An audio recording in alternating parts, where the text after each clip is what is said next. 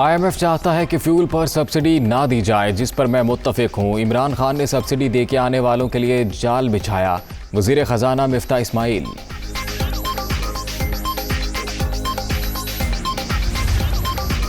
माजी में भी हमने मिसाक़े जमहूरियत पर काम किया, जिसे मुकम्मल करेंगे। इमरान खान नहीं, इस सोच के खिलाफ हैं जो इमरान खान की सियासत के पीछे है। बिलावल भुट्टो ज़रदारी।